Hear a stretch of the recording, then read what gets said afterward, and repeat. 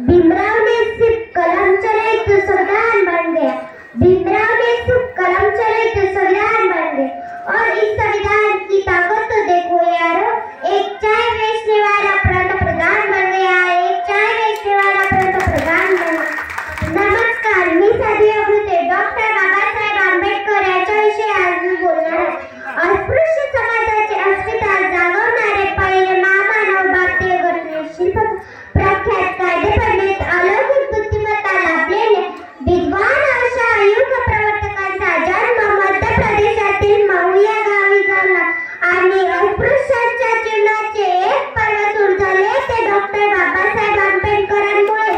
त्यांनी आपलं शिक्षण पूर्ण केलं आणि 32 पदवे त्यांनी मिळवले आणि 1920 मध्ये मुकनायकच्या साप्ताहिकातून अस्पृश्यांच्या दुःखाला वाचा फोडली आणि 14 तळ्याचे सत्याग्रह केले।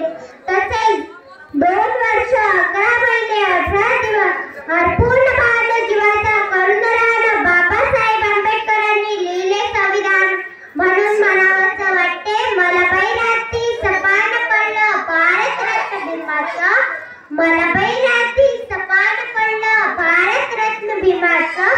संविधानाचं पुस्तक हातात भीमराव बसले रथात, संविधानाचं पुस्तक हातात भीमराव बसले रथात। बघा म्हणतात ना, परिस्थिती माणसाला घडवते सुद्धा आणि परिस्थिती माणसाला बिघडवते सुद्धा। तसेच भीमरावांच्या परिस्थितीने त्यांना घडवलं। ते नेहमी म्हणत असत, जर आपल्याकडे जर 2 नाणे असतील तर एका नाण्याचं भाकर घ्या आणि एका नाण्याचं पुस्तक।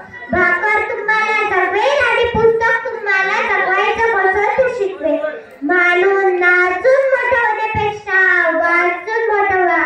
आज गरज आहे बाबासाहेब आंबेडकरांच्या विचाराची घराघरात पोहोचवण्याची। मी शेवटी एवढंच मानेन, अंधार चालाय फारच आता दिवा पाहिजे, अंधार चालाय फारच आता दिवा पाहिजे।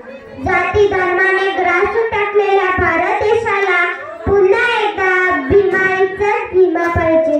जाती धर्माने ग्रासून टाकलेल्या भारत देशाला पुन्हा एकदा भीमाईचाच भीमा पाहिजे। जय भीम। फार छान भाषण या ठिकाणी साधवीने दिलेला आहे। त्यानंतर लगेच दुसरा कार्यक्रम आपण या ठिकाणी सादर करणार आहोत।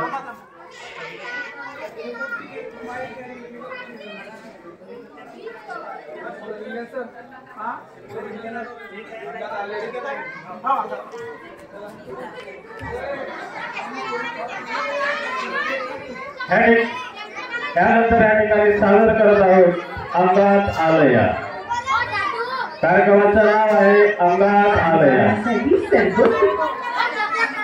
सादर करत आहेत जिल्हा परिषद शाळेचे विद्यार्थी। सामूहिक नृत्य अंगात आलया।